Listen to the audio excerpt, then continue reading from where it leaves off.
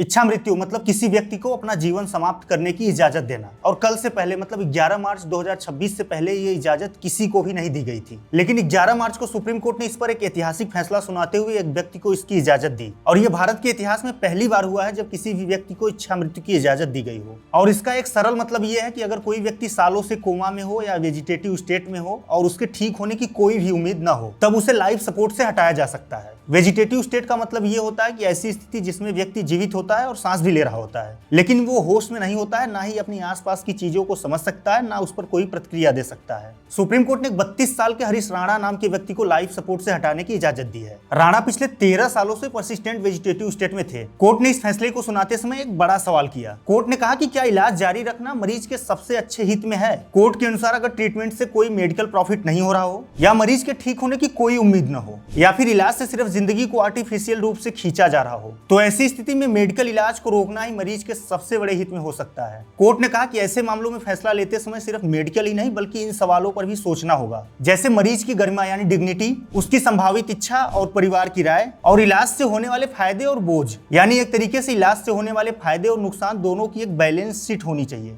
Court ने साफ शब्दों में कहा कि लाइफ सपोर्ट हटाने का मतलब ये नहीं होता कि मौत लाने के लिए हो, बल्कि उस मरीज को होने वाले लंबे समय तक तकलीफ और आराम से राहत देने के लिए होता है, और ये तब किया जाता है जब मेडिकल ट्रीटमेंट का कोई भी उद्देश्य नहीं बचता। हालांकि ये सुप्रीम कोर्ट के द्वारा पहली बार नहीं कहा गया है, ऐसा 2018 में कॉमन कॉज के फैसले में भी कहा गया था, जिसमें सुप्रीम कोर्ट ने कहा था कि गरिमा के साथ मरने का अधिकार यानी right to die with dignity, ये आर्टिकल 21 के जीवन के अधिकार का एक हिस्सा है। यानी अगर सरल शब्दों में आपको बताएं तो कानून ये कहता है कि जीवन की तरह मृत्यु की भी गरिमा होनी चाहिए। ये फैसला सिर्फ एक केस नहीं है, बल्कि ये बताता है कि कानून जीवन को नहीं बल्कि इंसान की गरिमा को सबसे ऊपर रखता है। इस फैसले पर आपकी क्या राय है, कमेंट बॉक्स में जरूर बताएं, और ऐसे ही तमाम लीगल अपडेट्स के लिए बने रहें लाइव लॉ के साथ।